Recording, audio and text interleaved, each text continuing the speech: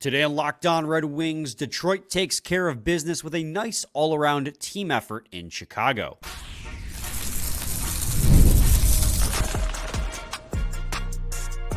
You're Locked On Red Wings, your daily podcast on the Detroit Red Wings. Part of the Locked On Podcast Network, your team every day.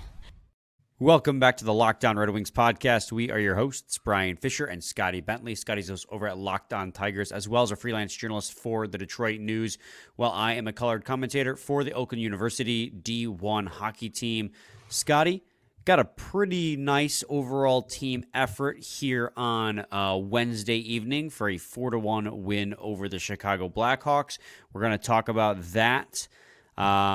Just break down all the aspects of this game that we enjoyed, which thank goodness, because, you know, this was a team that they should have beaten and had a nice team effort for. So thank goodness they did. But before we get to any of that, got to let you guys know that today's episode is brought to you by FanDuel. You can start the season with a big return on FanDuel. New customers can place a $5 bet and you'll get started with $150 in bonus bets if you win your first $5 bet. Visit FanDuel.com today to get started. All right, Scotty.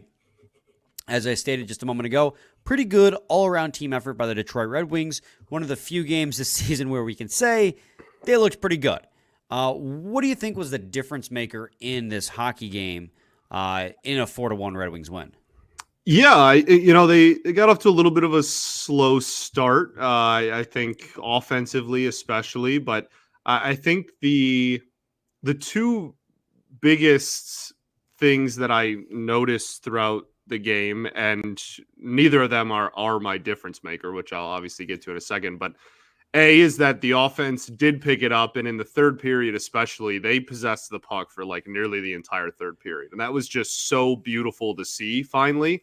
And yes, it took them facing a lesser opponent, and it wasn't even a full 60. It was literally like a period or a period and a half, but they dominated. I mean, they pretty much were in the offensive zone for what felt like the entirety of the third period, which was great. Because in the first period, it was kind of the opposite. The first 10, 15 minutes of the game, it was a pretty slow start. And I was kind of worried that the offense just wasn't going to show up against the Chicago Blackhawks. So that was that was really, really nice to see. My difference maker is Dylan Larkin. It's really hard to, for me, like if we're talking individual players, I don't know. There's another one that I think kind of stands out that I'm sure you'll talk about, but the goal he scored was absolutely phenomenal, man. He is so fast. And I think that's like the one attribute that I think this fan base never forgets how fast he is, but I think the national media just kind of like doesn't talk about his speed like they did when he first, did the All-Star Weekend thing all those years ago. Like, I feel like that's just kind of like he's not in the conversation of like fastest guys in the NHL in a national spotlight. And he just completely burned everybody around the outside, got a great shot.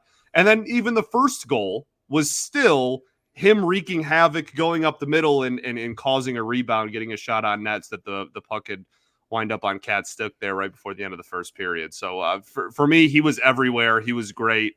And I think for me, he's probably pretty easily the biggest difference maker in the game.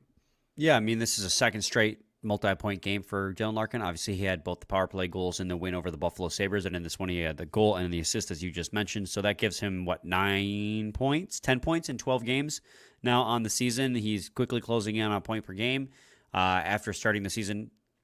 Kind of slow the first few games. Took him a couple games to really get the offense going, but he's been scoring at a really impressive clip since then.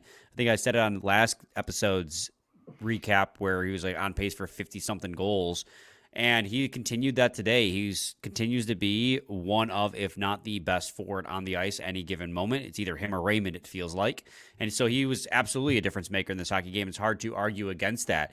I did want to circle back to what you had just mentioned before that too about the game as a whole. Like, this was a game where you look at the metrics, or the statistics rather, the just simple counting stats like shots on goal. You're like, oh, they got outshot again, and oh, Chicago had 22 hits, the Red Wings 7. But like, I never felt like this honestly felt more like the Red Wings were in control than the Blackhawks were.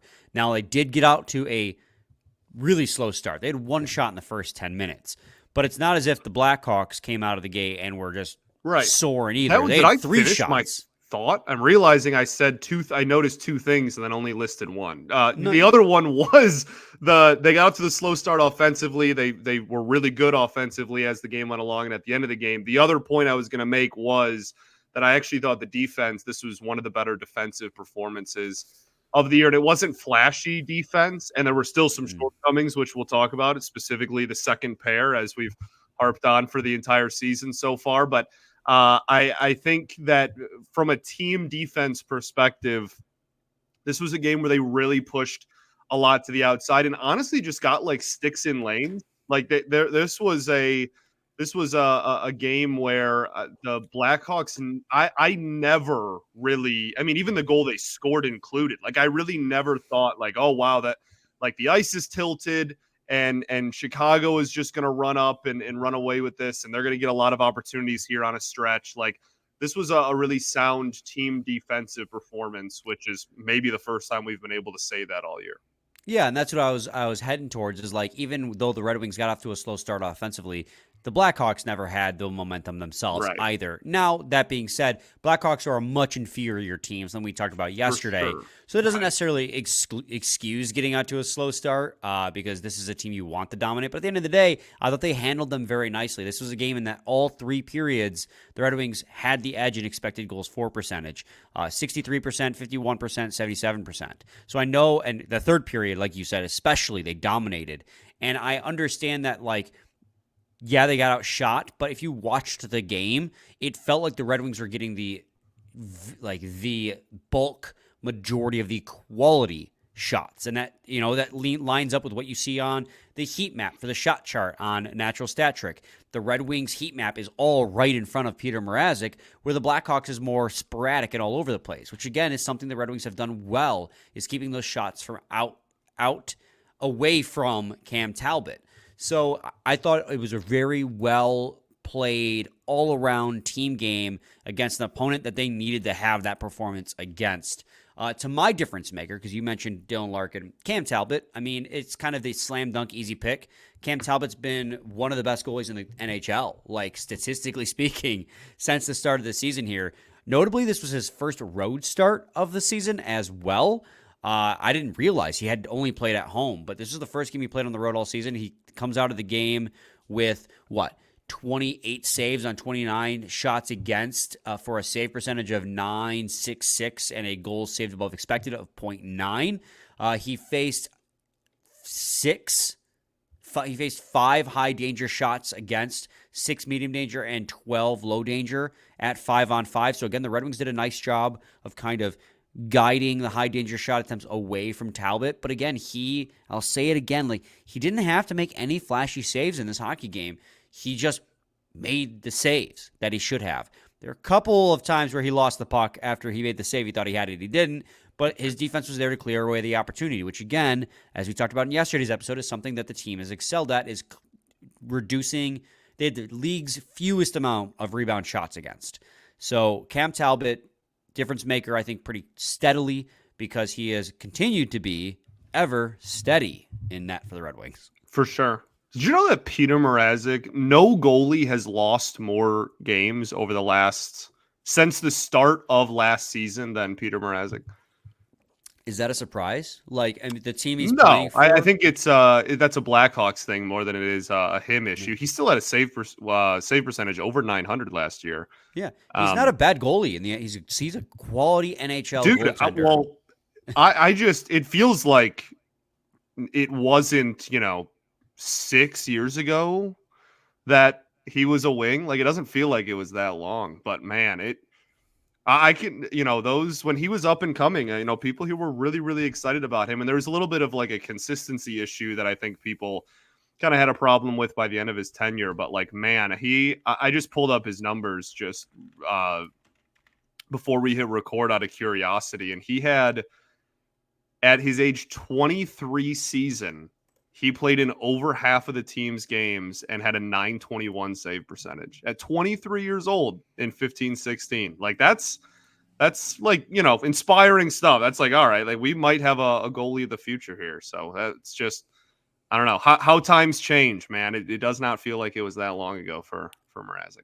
Also, anecdotally, it's really interesting to look at the rosters for both teams to see like who the Red Wings have and used to have, and who the Chicago Blackhawks have used to have on each team.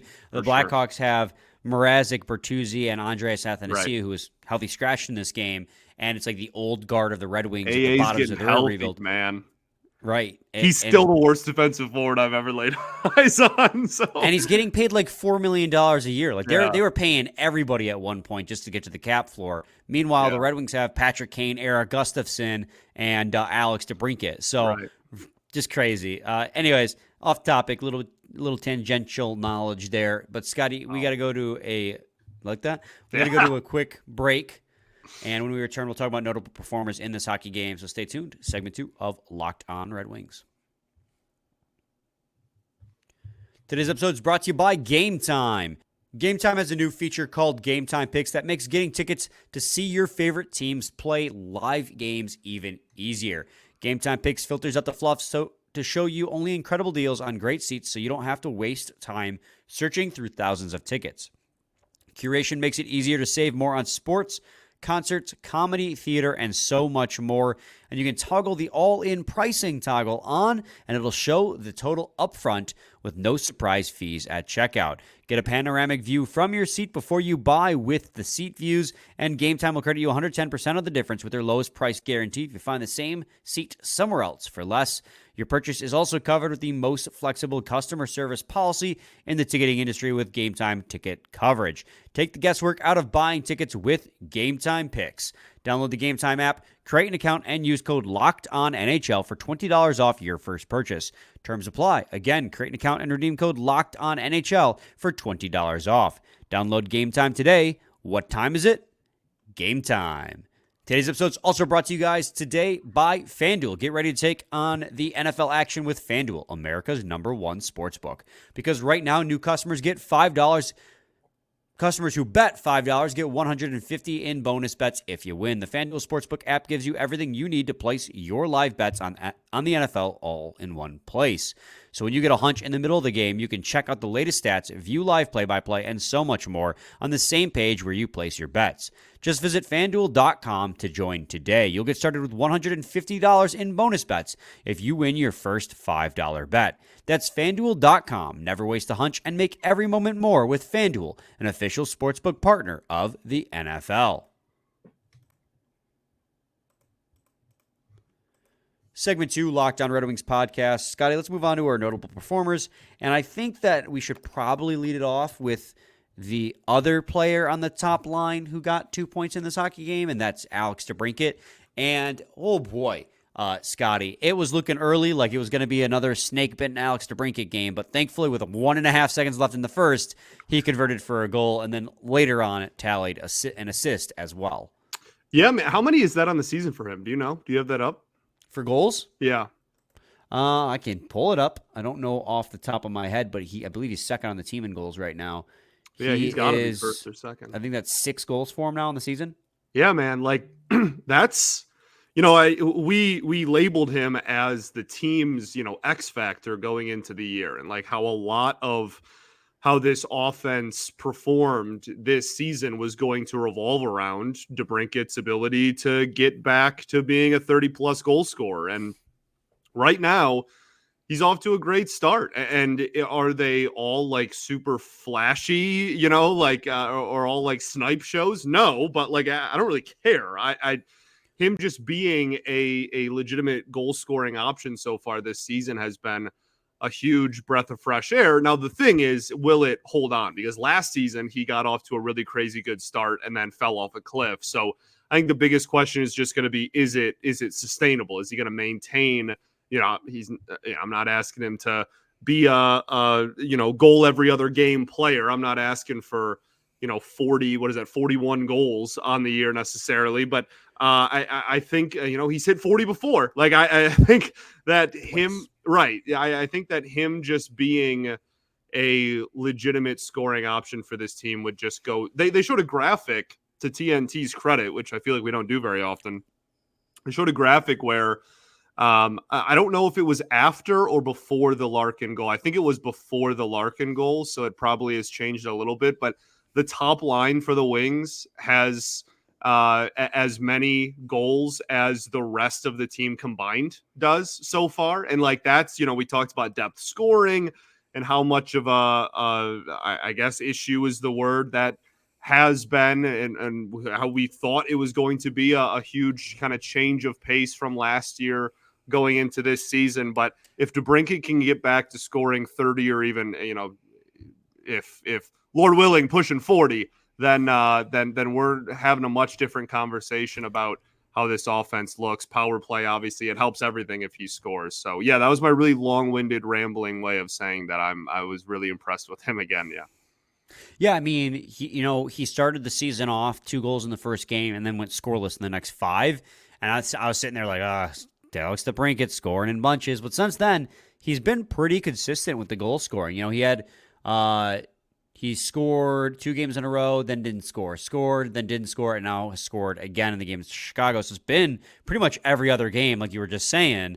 So he's found a little bit more consistency, and that top line, as you explained, has been the most consistent piece of offense, and that was the same in this game as well. I mean, if you look at the team, the players on the team who had the best analytics, it was your top pair and your top line. We'll talk about the top pair in a second, but the top line, I mean, Alex DeBrincat was second on the team in Corsi for percentage, was 72% when he was on the ice. The Red Wings generated 21 shot attempts at 5-on-5 and only faced 8 at 5-on-5. He was second in the team in expected goals for percentage at 93%, Scotty. An expected goals for of 1.09 when he was on the ice and 0.08 against when he was on the ice. So, I mean, again, part of that is your competition. Like, you were playing an inferior opponent, but you played like you were playing an inferior opponent. Like, you actually carried the play, and the top line led the way, and it was just really reassuring.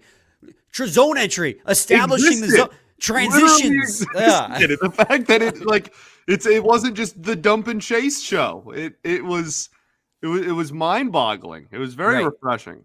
And that top line as a whole was very good. Like, behind Alex DeBrincat is Dylan Larkin and Patrick Kane with 93, and if you round them all up, each with 93% expected goals for percentage at 5-on-5, and all Corsi for percentages of or just below 70%. So, like, not just the eye test, but in the advanced analytics, the top line was by far the best and was carrying the play. And it was nice to see Patrick Kane, have a nice game on offense as well, because, that was something that we focused on earlier in this week, is that he hasn't looked great at 5-on-5. So just that top line, Alex DeBrincat, Dylan Larkin, it again was the rock of this team's offense. For sure. Absolutely. And I also want to give a lot of credit to Lucas Raymond. I thought was everywhere in this game, man. I was so impressed. And he didn't, fill the box score necessarily. I think you said before we hit record, he had 1 apple, but he was everywhere. And I think the thing that I was the most impressed with was his defense. He had one of the really big, I just totally forgot how to word, I guess what I was saying. There was a rebound. Puck was right in front of the net. We mentioned it earlier. Talbot kind of lost the puck. Raymond was, for one of the 3 times that happened in this game, Raymond was one of the guys that swiped the puck out of the way on a rebound attempt that could have been a goal. So that was really big. But he was really aggressive on the forecheck. He really kind of locked up Bedard in this game. And he was really physical with him. I almost wonder if there was a like borderline man-to-man assignment when he was on the ice. Like that's it was. Yeah, like that's how noticeable it was, dude. Like he was all over Bedard the entire game, and it worked really, really well. And I was just blown away by how good. He got the assist, and that's great. But I was so impressed with how he looked defensively in this one. This is 2 games in a row now where the second line has been Copp and Raymond, and this is 2 games in a row where they've used that second line as their shutdown line. Yeah. And it makes sense with Copp, and it even makes sense to Raymond because he's rounded out his 2-way game. I have my reservations of sticking Raymond in that role because he is, along with Larkin, your 2 best offensive pieces. Yeah. So putting him in a shutdown line, I have reservations about that, but they performed very well. I mean, if you look at Connor Bedard and who he spent the most time against at 5-on-5, Obviously, it was Moritz Seider and Simon Edvinsson, defenseman. Makes sense. He spent the most time on your ice against the opposing team's defense. Then after that, it's Copp and Raymond with 8.5 minutes each at 5-on-5. Like, they're very clearly matching up the second line of offense against the other team's best to then allow that top line to free up to have the fun. Because, again, you have Patrick Kane on that top line now, and you want to give that top line the most ability to have offensive bursts. And it worked in this game, and it worked in the last game. I do still have my reservations about having Raymond in that shutdown role because he has such an offensive ceiling. But as you noted, he did get the assist on Andrew Copp's empty net goal to stay at a point per game. And I also do think it's hilarious that Andrew Copp has continued this trend of scoring goals in with the least amount of effort out of anyone. Not to say he's not trying, but he's had 3 goals go off his feet. He's had 3 goals on empty netters, and then he had one that was a really nice deflection. And that's the one where you're like, all right, that was a great goal. But all the other ones are just right place, right time. But absolutely, yeah. He's hilarious. Yeah, but yeah, so that's where I agree with you. Lucas Raymond had another great game given what was asked of him. And speaking of great games, given what was asked of him, we'll talk about the top pair in segment 3 of Locked On Red Wings. So stay tuned.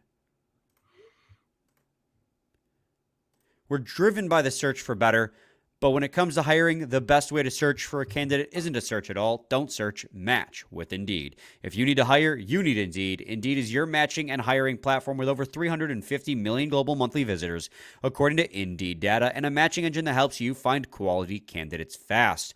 Ditch the busy work. Use Indeed for scheduling, screening, and messaging so you can connect with candidates faster. And Indeed doesn't just help you hire faster. 93% of employers agree Indeed delivers the highest quality matches compared to other job sites, according to a recent Indeed survey. Leveraging over 140 million qualifications and preferences every day, Indeed's matching engine is constantly learning from your preferences, so the more you use Indeed, the better it gets. So join more than 3.5 million businesses worldwide that use Indeed to hire great talent fast. And listeners of this show will get a $75 sponsored job credit to get your jobs more visibility at Indeed.com/lockedon. Just go to Indeed.com/lockedon right now and support our show by saying you heard about it here on this podcast. Terms and conditions apply. Need to hire? You need Indeed. Indeed you do. Segment 3, Locked On Red Wings podcast. Continuing on with our notable performers before we wrap up and send you guys on to Friday. Scotty, the top pair was absolutely immaculate in this game. In pretty much every single category you could have. They were ballin'. I love Simon Edvinsson and I love Moritz Seider so much. It's awesome, man. Because this is what we as a fan base have been talking about since Edvinsson was drafted. You know what I mean? This has been years of manifesting, and we're finally here watching them on the ice together and shutting other teams down and being really, really productive. It is really fun to watch, and I think Edvinsson has quietly, maybe not so quietly, really taken huge strides forward just over the course of the first month of the season, man. And I think he's noticeably a lot more comfortable and confident in the offensive zone, which was kind of the part that I guess lagged when he first got called up, and the decision making is just way better. And I think that having that anchor in Mo is obviously very impactful to whoever is on a pair with Mo. But yeah, man, they're unbelievable, and it's just really nice to know, even if the rest of the pairs are shaky at best, if not just straight up subpar, that at least when top pair and top line are out there, you're going to get some decent defense.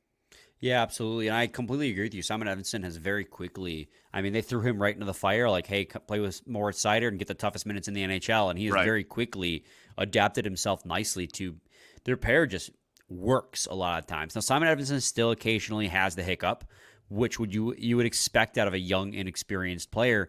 But he has looked like his best partner since Jake Wollman the first year where like Woolman rose to the ranks really fast and those two had incredible chemistry. Like Simon Edvinsson looks like the best partner since then, and probably, this is not a hot take to predict this, will be a better partner in the long term. And they've really meshed together well. But Moritz Seider in this game was unbelievable.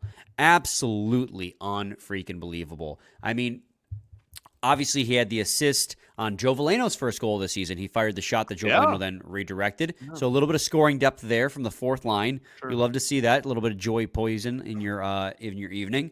But Moritz Seider got the assist on that. He's quietly got 8 points through 12 games, which is a great pace you want out of your number one defenseman. Again, you can win a Stanley Cup without a defenseman that has scored 40 points. The Florida Panthers did it last year.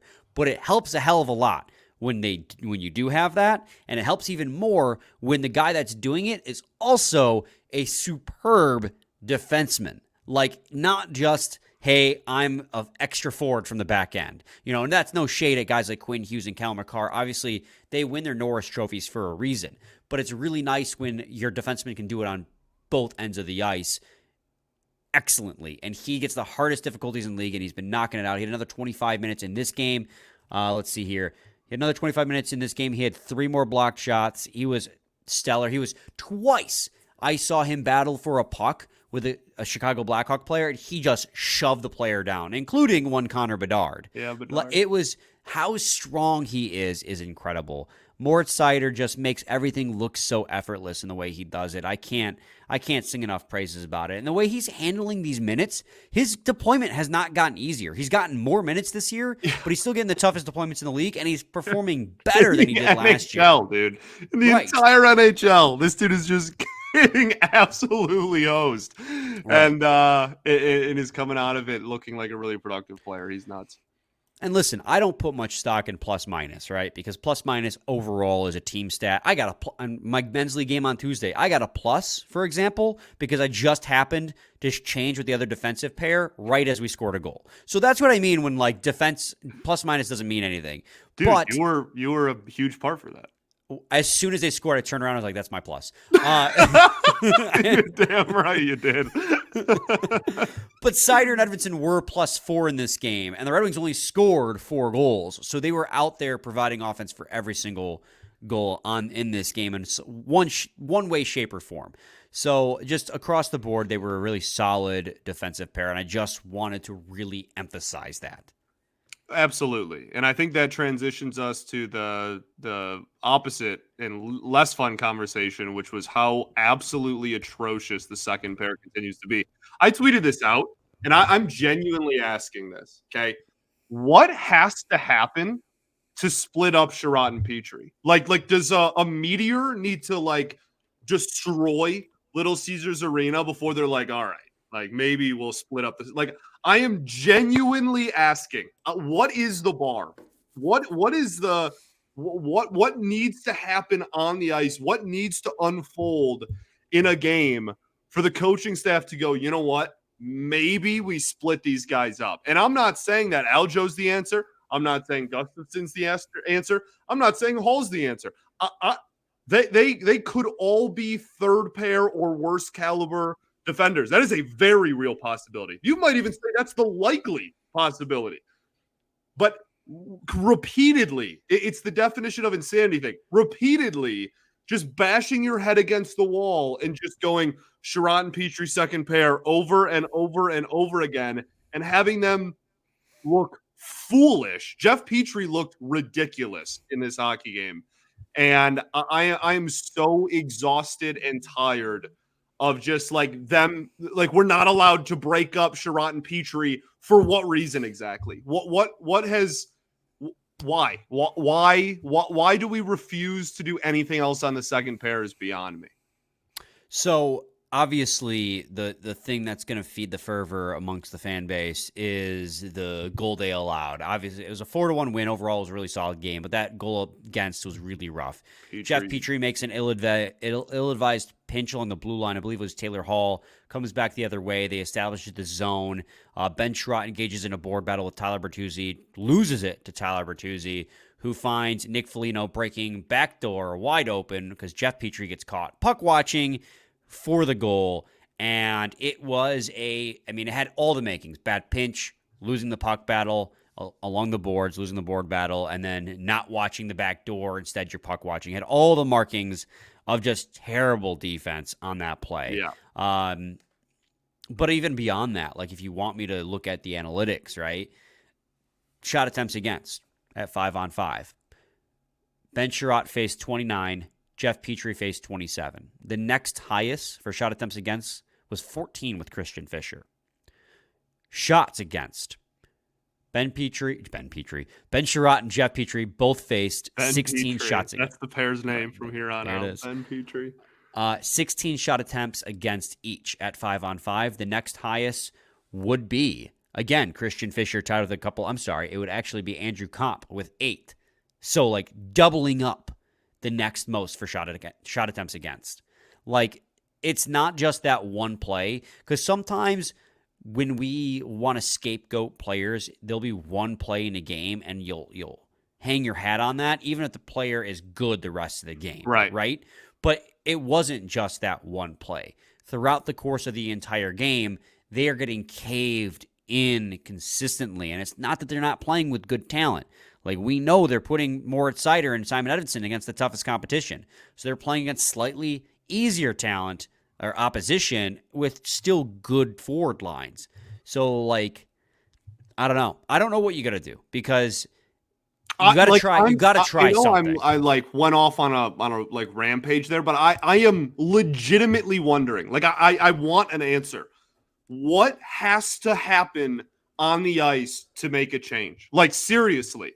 What I am dumbfounded that we are over a month into the season now, and we're still just like, well, maybe they'll figure it out today. Like, I don't know what has to, like, physically occur on the ice to be like, all right, like maybe we'll switch this up finally. It's mind-boggling to me.